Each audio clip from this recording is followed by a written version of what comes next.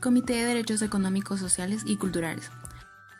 El Comité de Derechos Económicos, Sociales y Culturales es el órgano que supervisa el cumplimiento por parte de los Estados partes del Pacto Internacional de Derechos Económicos, Sociales y Culturales. Este comité fue creado en mayo de 1985 a través de la Resolución 1985-17 del Consejo Económico y Social de Naciones Unidas, ECOSOC. El ECOSOC es el principal órgano que se ocupa del trabajo económico, social, humanitario y cultural del sistema de Naciones Unidas. Supervisa 5 comisiones económicas regionales y 6 comisiones especializadas, así como una gran cantidad de comités y organismos. El comité se reúne en Ginebra y habitualmente celebra 2 periodos de sesiones al año, que consisten en una sesión plenaria de 3 semanas y en un grupo de trabajo previo de 1 semana. El comité se creó con la finalidad de llevar a cabo funciones de seguimiento asignadas al Consejo Económico y Social de las Naciones Unidas.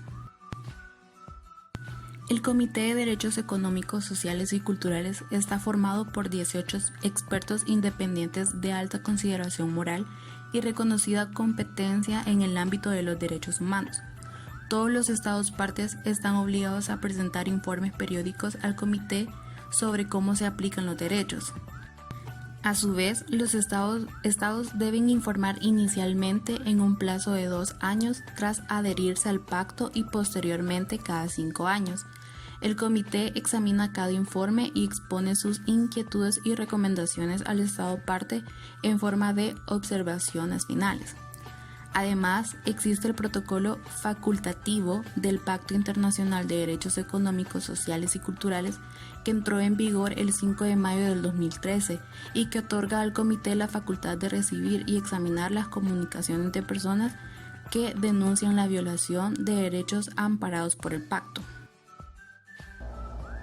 En efecto, uno de los mecanismos internacionales más importantes de defensa y promoción de los derechos económicos culturales es el Comité de Derechos Económicos, Sociales y Culturales, cuyo mandato específico es monitorear el cumplimiento por parte de los Estados de sus obligaciones conforme al Pacto Internacional de Derechos Económicos, Sociales y Culturales. Los artículos 16 y 17 del PIDESC exigen que los Estados preparen informes cada 5 años sobre la situación de los derechos económicos, sociales y culturales en sus países, los que son analizados por el Comité de Derechos Económicos, Sociales y Culturales. El comité evalúa en qué medida los estados logran la efectividad de los derechos económicos, sociales y culturales y provee fundamentos para que la formulación de políticas que promueven los derechos económicos, sociales y culturales por medio de sus observaciones generales, permitiendo que la opinión pública se informe sobre el trabajo de su gobierno relacionado con estos derechos. El comité analiza 5 o 6 informes al año. Si un país no presenta su informe, el comité puede analizar la situación de los derechos económicos y sociales en este país recurriendo a otras fuentes. Los mecanismos para tomar conocimiento de las violaciones de los derechos humanos por parte del Comité de Derechos Humanos son el informe periódico de los Estados parte y además las denuncias o peticiones individuales. En efecto, uno de los mecanismos internacionales más importantes de defensa y promoción de los derechos económicos culturales es el Comité de Derechos Económicos, Sociales y Culturales, cuyo mandato específico es monitorear el cumplimiento por parte de los Estados de sus obligaciones conforme al Pacto Internacional de Derechos Económicos, Sociales y Culturales. Los artículos 16 y 17 del PIDESC exigen que los Estados preparen informes cada 5 años sobre la situación de los derechos económicos, sociales y culturales en sus países, los que son analizados por el Comité de Derechos Económicos, Sociales y Culturales. El comité evalúa en qué medida los estados logran la efectividad de los derechos económicos, sociales y culturales y provee fundamentos para que la formulación de políticas que promueven los derechos económicos, sociales y culturales por medio de sus observaciones generales, permitiendo que la opinión pública se informe sobre el trabajo de su gobierno relacionado con estos derechos. El comité analiza 5 o 6 informes al año. Si un país no presenta su informe, el comité puede analizar la situación de los derechos económicos y sociales en este país recurriendo a otras fuentes. Los mecanismos para tomar conocimiento de las violaciones de los derechos humanos por parte del Comité de Derechos Humanos son el informe periódico de los estados parte y además las denuncias o peticiones individuales.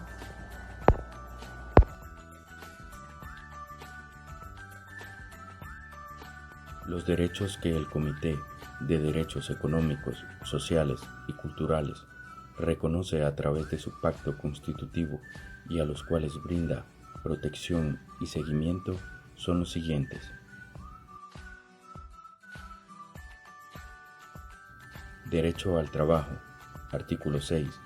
Los estados partes del pacto reconocen este derecho. El trabajo es esencial para la realización de otros derechos humanos y constituye una parte inseparable e inherente de la dignidad humana.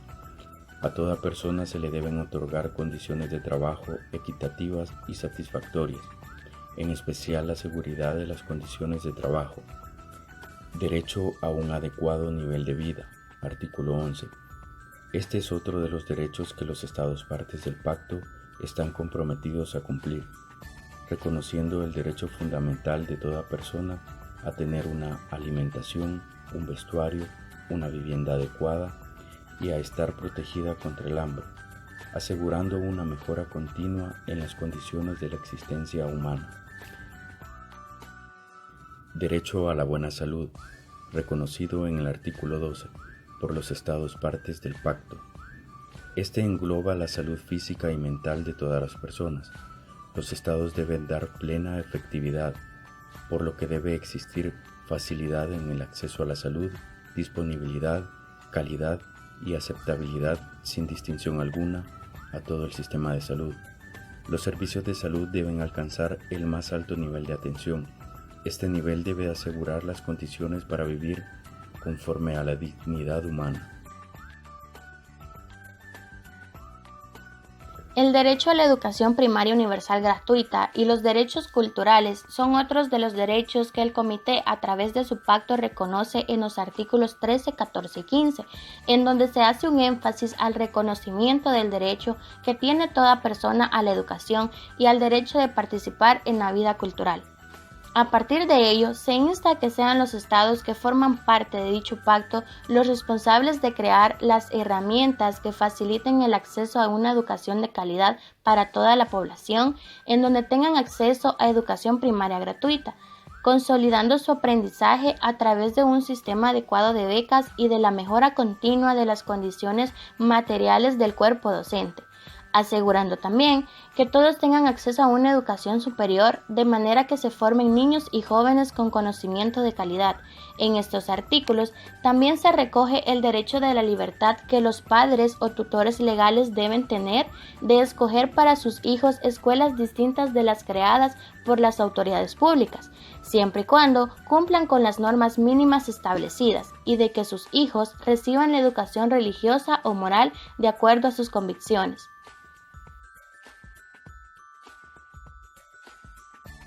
Además, en el artículo 15, en donde se reconocen los derechos culturales, se insta a que los estados parte también adopten medidas necesarias para la conservación, el desarrollo y la difusión de la ciencia y de la cultura, garantizando de esta manera el derecho de gozar de los beneficios del progreso científico y la ciencia que toda persona tiene. El reconocimiento del Comité de Derechos Económicos, Sociales y Culturales por parte de los estados no corresponde a simples actos de buenas intenciones, sino a obligaciones que se derivan directamente de tratados internacionales de derechos humanos, como el Pacto Internacional de Derechos Económicos, Sociales y Culturales de la ONU. Al hablar de los aportes del Comité al Sistema Internacional de Derechos Humanos, implica dar a conocer que la dinámica de regulaciones y aportes del Comité se basa en la revisión de los informes que los estados deben entregar a este organismo periódicamente. El análisis y revisión de dichos informes permite al Comité conocer las acciones asumidas por los estados para el cumplimiento de las obligaciones del pacto. A partir de ello, el Comité formula una serie de recomendaciones que los estados deberían atender para el óptimo gozo de los derechos. El comité, por ejemplo, ha adoptado observaciones generales sobre prácticamente todos los derechos consagrados en el pacto, y ahí hay sugerencias, derecho por derecho, acerca de las medidas a tomar, entre ellas la adopción de un plan de acción y de una legislación marco, así como el establecimiento de indicadores, de puntos de partida y de metas de cumplimiento para medir el progreso a la regresión en materia de cada uno de estos derechos. Por otra parte, el comité, por ejemplo, exige a los estados que den cuenta de la adopción de un plan de acción y de legislación marco para derechos tales como la salud, la alimentación o el agua. Esto se puede considerar de forma conexa con el diseño de indicadores de proceso, para verificar si las medidas adoptadas por el Estado cumplen con aspectos cualitativos específicos. Como los estados generalmente tienden a exagerar sus logros y a minimizar o a negar las dificultades o a escatimar la información sobre el grado de cumplimiento de los derechos sin mayores datos sobre su aplicación, el comité ha generado la práctica de recibir información complementaria de las organizaciones de la sociedad civil y de otros órganos internacionales especializados relevantes, tales como la OMS, la FAO, la OIT, la UNESCO, la UNICEF, para poder tener un mejor panorama de la situación. En el año 2014, el Consejo Económico y Social, a través del Comité de Derechos Económicos, Sociales y Culturales, emitió un informe consultivo en base a los avances de El Salvador en temas económicos, sociales y culturales. Dentro de dicho avance, El Salvador, en el sentido económico, presenta 3 grandes avances. El número 1 de ellos, un otorgamiento de créditos a mujeres que desean emprender una iniciativa productiva, brindando asesoría específica a cada caso. Hay un otorgamiento de un crédito para hacer más accesible los microcréditos, tales como otorgar financiamiento sin fiador hasta un monto de $500 y beneficio de maternidad. 2. Como parte de contribuir a las mejoras de las condiciones sociales y económicas de la población más vulnerable, el gobierno sigue manteniendo y fortaleciendo programas de subsidios básicos como energía eléctrica, gas licuado, petróleo y transporte público de pasajeros, con un promedio de $329.2 millones anuales. Por último, El Salvador hace mención acerca de sus mejoras laborales y equitativas tanto para los hombres y mujeres, abriendo más plazas de gobierno para el género femenino y mayor participación política. Esto se desarrolló en base a las observaciones y al informe consultivo por parte del Comité Hacia El Salvador. Se hará referencia acerca de las observaciones finales del Comité sobre el segundo informe periódico de Israel. En octubre de 2011 hizo suya las recomendaciones del informe de Trachtenberg, destinadas a reducir el costo de la vida y la vivienda, especialmente para las familias con menos ingresos. En septiembre de 2011 se aprobó un plan histórico para la regulación de las viviendas de los beduinos y para el desarrollo económico de la población beduina en Negev. Como parte de este plan, se dedicarán $322 millones de los Estados Unidos a la economía local, la vivienda, la solución de las reivindicaciones de las tierras, la planificación del territorio y el desarrollo de las zonas industriales. Las organizaciones no gubernamentales han logrado tener una participación activa en las Naciones Unidas. Desde su creación, se han trabajado para reforzar la cooperación con las ONGs en todo su sistema y en todas sus áreas de trabajo. Desde sus inicios, el ECOSOC constituyó la puerta de entrada principal al sistema de ONU para las ONGs. En el ámbito social, se han dado pasos firmes e importantes con el fin de cumplir todos los principios con los que un día se comenzó esta larga lucha de la defensa del ser humano y sus derechos, en los que podemos destacar. La Comisión Internacional de Derechos Humanos de Gays y Lesbianas obtuvo el estatus consultivo del Consejo Económico y Social de la ONU, donde personajes representativos del sistema internacional expresaron palabras como: únicamente se puede perseguir la justicia y la igualdad solo a través del respeto mutuo, la diversidad y el diálogo. El acceso de la Comisión Internacional Gay y Lesbiana de Derechos Humanos a la ONU significa que todos aquellos también podrán tener un mayor acceso a los mecanismos internacionales de derechos humanos, que pueden ser invaluables para la vida de las personas de la comunidad LGBTI.